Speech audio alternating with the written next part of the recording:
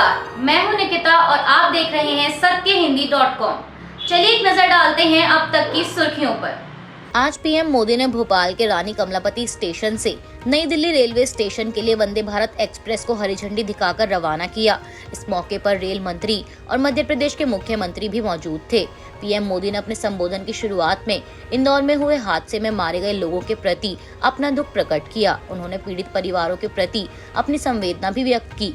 PM Modi ने आगे कहा कि आज एमपी को पहली वंदे भारत ट्रेन मिली है। इस ट्रेन के मिलने से भोपाल से दिल्ली के बीच सफर और तेज हो जाएगा। मैं आपको बता दूं कि जिस स्टेशन पर ये कार्यक्रम हो रहा है, इसका लोकार्पण भी मैंने ही किया था। पीएम मोदी ने इस मौके पर कांग्रेस पर भी निशाना साधा। उन्होंने कहा कि पहले की सरकारें तुष्टीकरण में ही इतना व्यस्त रहीं कि देशवासियों के संतुष्टीकरण पर उनका ध्यान ही नहीं गया है। वो लोग वोट बैंक के तुष्टीकरण में जुटे हुए थे और हम देशवासियों के संतुष्टीकरण के प्रति समर्पित हैं। कांग्रेस नेता नवजोत सिंह सिद्धू थोड़ी ही देर में पटियाला जेल से रिहा होंगे। इसको लेकर कांग्रेस कार्यकर्ताओं में जश्न का माहौल है। बता दें कि वर्ष 1988 के रोड रेश के मामले में 59 वर्षीय सिद्धू 1 साल जेल की सजा काट रहे हैं। पंजाब कांग्रेस के पूर्व प्रमुख ने पटियाला की एक अदालत में आत्मसमर्पण कर दिया था, जिसके बाद उन्हें पिछले साल 20 मई को जेल भेज दिया गया और हाईकोर्ट ने उन्हें 1 साल के कठोर कारावास की सजा सुनाई थी। दिल्ली के मुख्यमंत्री अरविंद केजरीवाल ने गुजरात हाईकोर्ट के आदेश पर कहा कि अब पीएम मोदी की डिग्री पर संदेह और बढ़ गया है। वहीं केजरीवाल के इस बयान पर बीजेपी भी चुप नहीं बैठी और पार्टी नेता सुधांशु त्रिवेदी ने पलटवार करते हुए कहा कि आम आदमी पार्टी निचले स्तर की राजनीति कर रही है। उन्होंने कहा कि घोटाले में सिसोदिया के अलावा आम आदमी पार्टी के दूसरे नेता भी शामिल हैं। बीजेपी नेता ने कहा कि डिग्री की आड़ में केजरीवाल भ्रष्टाचार छिपाना चाहते हैं, क्योंकि जो चीज पब्लिक डोमेन में है, यूनिवर्सिटी की वेबसाइट पर है, उसे मांगने के लिए कोर्ट में जाना अदालत का समय बर्बाद करना है। इस दौरान सुधांशु त्रिवेदी ने मामले पर गुजरात हाईकोर्ट का आदेश भी पढ़ा और कहा कि आम आदमी पार्टी ने सिर्फ अदालत का वक्त जाया करने और संवैधानिक उपकरणों का दुरुपयोग करने के लिए ऐसा किया है।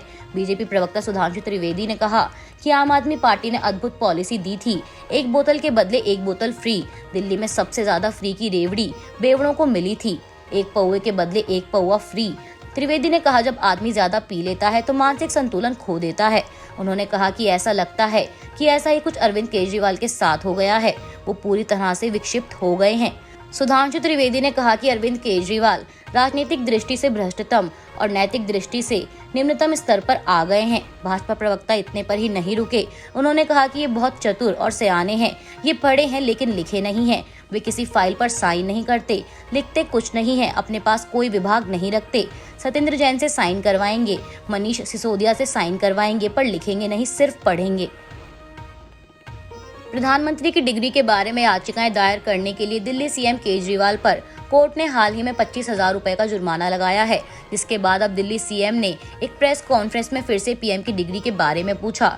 दिल्ली सीएम ने इस दौरान कहा कि किसी का कम पढ़ा लिखा या अनपढ़ होना गुनाह या पाप नहीं है। मैंने ये जानकारी क्यों मांगी? देश को 75 साल में जितनी तरक्की करनी चाहिए थी, नहीं की।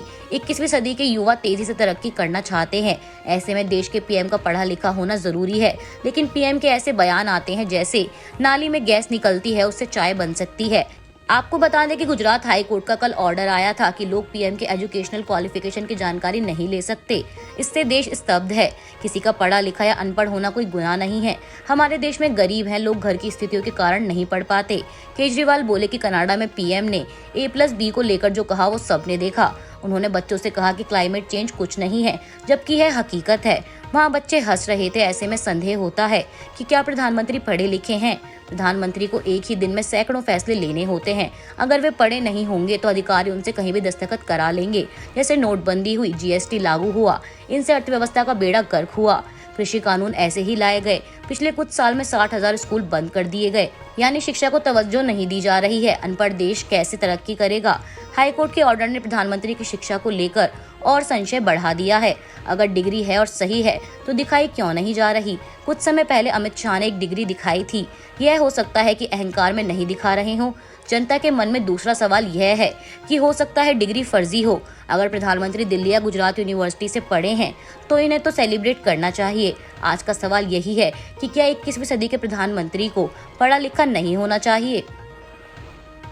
उद्धव ठाकरे गुट के दिग्गज नेता और सांसद संजय राउत को जान से मारने की धमकी दी गई है।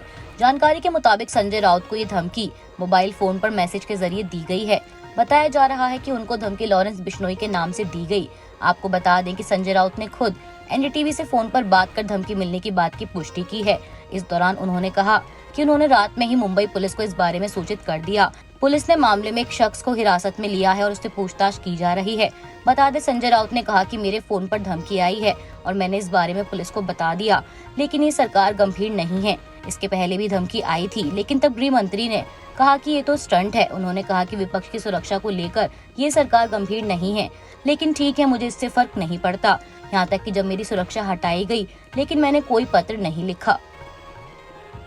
महाराष्ट्र की राजनीति में एक बार फिर से उबाल आने के आसार हैं। दरअसल शिवसेना उद्धव ठाकरे के नेता और राज्यसभा सांसद संजय राउत को लॉरेंस बिश्नोई गैंग से एक धमकी भरा संदेश मिला है, जिसमें दिल्ली में पंजाबी गायक सिद्धू मूसेवाला की तरह उनकी भी हत्या करने का जिक्र है।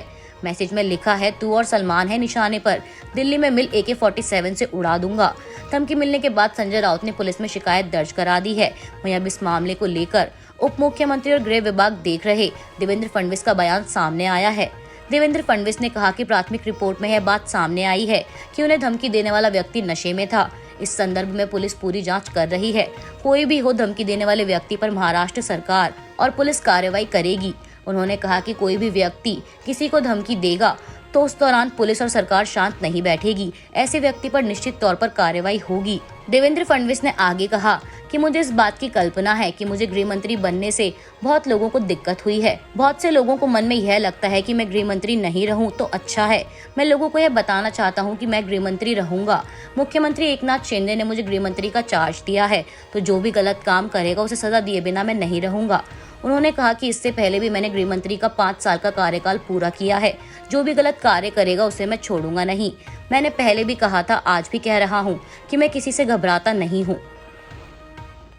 मध्य प्रदेश की आर्थिक राजधानी इंदौर में रामनवमी के दिन बालेश्वर झूलेलाल मंदिर में हुए हादसे के चलते 36 दुखद मौतें हो गई हैं और 18 घायल लोग अस्पताल में भर्ती हैं।